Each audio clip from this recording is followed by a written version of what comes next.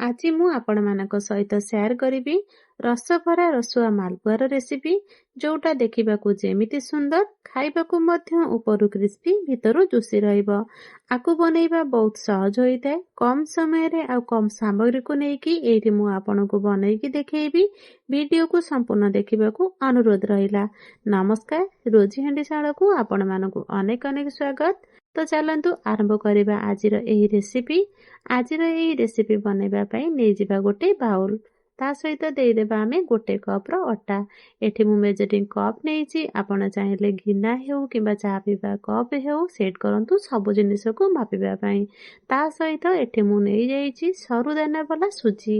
ସୁଜି ନେଲେ ଆମର ମାଲପୁଆଟା ଉପରୁ କ୍ରିସ୍ପି ବନିବ।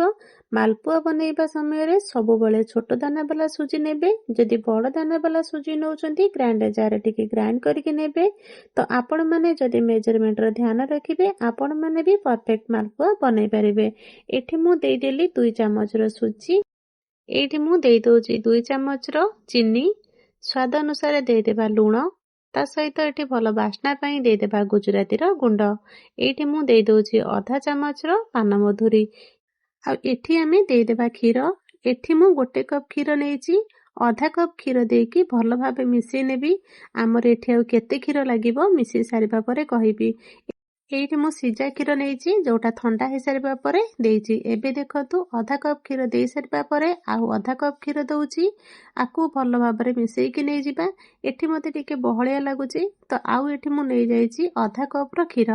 ଏଇଠି ମୁଁ ଅଧା କପ୍ର କ୍ଷୀରକୁ ଅଳ୍ପ ଦେଇକି ମିଶେଇ ନେବି। ମିଶିଗଲା ପରେ ଆଉ ଯଦି ଦରକାର ହବ ଅଧା କପ୍ କ୍ଷୀର ଆଡ୍ କରିବା। ସାଙ୍ଗମାନେ, ଯଦି ଆଜିର ଏହି ରେସିପି ଆପଣମାନଙ୍କୁ ଭଲ ଲାଗିବ ଭିଡ଼ିଓକୁ ଲାଇକ୍ କରିବେ, ସେୟାର କରିବେ, ଆଉ ଯଦି ଚ୍ୟାନେଲରେ ନୂଆ ଅଛନ୍ତି ଚ୍ୟାନେଲକୁ ସବସ୍କ୍ରାଇବ୍ କରିନେବେ। ତ ଏଇଠି ମୁଁ ସବୁ କ୍ଷୀର ଦେଇ ଦେଇଛି। ଏଠି ଟୋଟାଲ ମୋତେ 1.5 କପ୍ର କ୍ଷୀର ଲାଗିଲା। ତ ଏବେ ଆମେ ଭଲ ଭାବେ ମିଶେଇ ନେଇଯିବା ଯେମିତି ଆମର ଲମ୍ପସ୍ ନ ରୁହେ।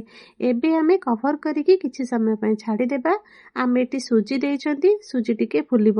ସେହି ସମୟ ଭିତରେ ଆମେ ମାଲପୁଆ ପାଇଁ ଚିନି ଶିରା ତିଆରି କରିନେବା। ଚିନି ଶିରା ତିଆରି କରିବା ପାଇଁ ନେଇଛି ଗୋଟେ ପ୍ୟାନ୍। ସେଇ ପ୍ୟାନ୍ରେ ଦେଇଦେବି ଗୋଟେ କପ୍ର ଚିନି। ଏଥିରେ ଏବେ ଦେଇଦେବି ଗୋଟେ କପ୍ର ପାଣି। ତ ଯେତିକି ଚିନି ନେବେ ସେତିକି ହିଁ ପାଣି ନେବେ। ତ ଏବେ ଆକୁ ଚିନି ମେଲ୍ଟ ହେବା ଯାଏ ଫୁଟିବାକୁ ଛାଡ଼ିଦେବା। ତ ଏଥିରେ ଟିକେ କଲର୍ ପାଇଁ ଦେଇଦେବା ଅରେଞ୍ଜ ଫୁଡ୍ କଲର୍, ଏଇଟା ଅପସନାଲ ଅଛି। ତ ଏବେ ଏଥିରେ ଦେଇଦେବି ଅଧା ଚାମଚର ଗୁଜୁରାତି ଗୁଣ୍ଡ ଭଲ ବାସ୍ନା ପାଇଁ। ଏବେ ଆକୁ ଆମେ ହାଇ ଫ୍ଲେମ୍ରେ ଫୁଟେଇବାକୁ ଛାଡ଼ିଦେବା। ଏଇଠି ଫୁଟିବାର 2 ମିନିଟ୍ ହେଇଗଲାଣି। ଏବେ ମୁଁ ଚିନି ଶିରାକୁ ହାତରେ ଦେଖଉଛି। ଦେଖନ୍ତୁ ହାତକୁ ଚିପଚିପା ଲାଗୁଛି। ଯେମିତି ଆମେ ମହୁ ବା ତେଲ ହାତରେ ଲାଗିଲେ ଯେମିତି ଲାଗେ ସେମିତି ଆପଣଙ୍କୁ ଜଣା ପଡ଼ିବ। ତାହେଲେ ଜାଣିବେ ଚିନି ଶିରା ଆମର ହେଇଯାଇଛି। ଏବେ ଆଠୁ ଆଉ ଚିନି ଶିରାକୁ ମୋଟା କରିବେନି। ମୋଟା କଲେ ମାଲପୁଆ ଭିତରକୁ ଶିରା ଯାଇପାରିବନି। ଏବେ ଗ୍ୟାସକୁ ବନ୍ଦ କରିଦେବା। ଆକୁ ଆମେ କଭର କରିକି ସାଇଡରେ ରଖିବା ଯେମିତି ଚିନି ଶିରା ଆମର ଗରମ ରହିବ। ଏପଟେ ଦେଖିବା ଆମେ ଯୋଉ ଅଟାରେ ବ୍ୟାଟର ରଖିଥିଲେ ସେ ଫୁଲି ଯାଇଛି। ଏଠି ମୋତେ ବହଳିଆ ଲାଗୁଛି। ଆଉ ଟିକେ କ୍ଷୀର ଦେବା। ଆଗରୁ 1.5 କପ୍ କ୍ଷୀର ଦେଇଥିଲେ, ଆଉ ଟିକେ ମୁଁ ଏଠି କ୍ଷୀରକୁ ଆଡ୍ କରିବି। ଟୋଟାଲ ମୋତେ ଏଠି 2 କପ୍ କ୍ଷୀର ଲାଗିଲା। ଆପଣମାନଙ୍କୁ କମ୍ ଲାଗିପାରେ କିମ୍ବା ବେଶୀ ଲାଗିପାରେ। ତ ଏଇଠି ଭଲ ଭାବରେ ମିଶି ଯାଇଛି ଆମର ବ୍ୟାଟରଟା। ଚାମଚରେ ଆପଣ ଉପରୁ ବ୍ୟାଟରକୁ ପକେଇବେ। ବ୍ୟାଟର ଯେମିତି ଗୋଟେ ଫ୍ଲୋରେ ପଡ଼ିବ। ଯଦି ବ୍ୟାଟର ମୋଟା ବନେଇଦେବେ ତେଲରେ ଛାଣିବା ସମୟରେ ଫୁଲିଯିବ, ବିଲକୁଲ ବି ଉପରୁ କ୍ରିସ୍ପି ହବନି। ଏବେ ଆମର ବ୍ୟାଟର ରେଡି ହେଇଗଲା। ଏବେ ଆମେ ଆକୁ ଛାଣିବା। ଛାଣିବା ପାଇଁ ତେଲ ଗରମ କରି ନେଇଛି। ଏବେ ଗୋଟେ ଡଙ୍କି ବ୍ୟାଟର ନେବେ, କଢ଼େଇରେ ଦେଇଦେବେ। ଏଠି ଡଙ୍କି ବା ଡାଲଚୋଟୁ ବିଲକୁଲ ବି ଲଗେଇବେନି। ଆପେ ଆପେ ଉପରକୁ ଭାସି ଆସିବ, ସେତେବେଳେ ଓଲଟେଇ ନେବେ। ବ୍ୟାଟର ଦେଇ ସାରିବା ପରେ ଗ୍ୟାସର ଫ୍ଲେମକୁ ମିଡିୟମରେ ରଖିକି ମାଲପୁଆକୁ ଛାଣିବେ। ମାଲପୁଆକୁ ଛାଣିବା ପାଇଁ ଅଧିକ ତେଲ ନେବେନି, କମ୍ ତେଲ ନେବେ। କମ୍ ତେଲରେ ମାଲପୁଆ ଆମର ସାଇଜରେ ବନିବ ଆଉ କ୍ରିସ୍ପି ଥିବ। ଏଠି ଆମର ବ୍ରାଉନ କଲର ଆସିଗଲାଣି। ଏବେ ଆକୁ ଆମେ କାଢ଼ିକି ସଙ୍ଗେ ସଙ୍ଗେ ଗରମ ଚିନି ଶିରାରେ ପକେଇବା। ଯଦି ଚିନି ଶିରା ଥଣ୍ଡା ହେଇଯାଇଥିବ ହାଲକା ଗରମ କରି ନେବେ। ଉଷୁମ ଚିନି ଶିରାରେ ପକେଇବେ। ପକେଇ ସାରିଲା ପରେ ଏପଟ ସେପଟ କରିଦେବେ। 2ରୁ 3 ମିନିଟ୍ ଭିତରେ ମାଲପୁଆକୁ ବାହାର କରି ନେବେ, ନହେଲେ ଅଧିକ ମିଠା ହେଇଯିବ। ବାକି ସବୁ ଏମିତି ମାଲପୁଆ ବନେଇ ନେବା। ସେଇ ପ୍ରୋସେସରେ ଗୋଟେ ଡଙ୍କି ବ୍ୟାଟର ଦେବା। ଆଉ ଗ୍ୟାସର ଫ୍ଲେମକୁ ମିଡିୟମରେ ରଖି ବ୍ରାଉନ କଲର ହେବା ଯାଏ ଫ୍ରାଏ କରିବା।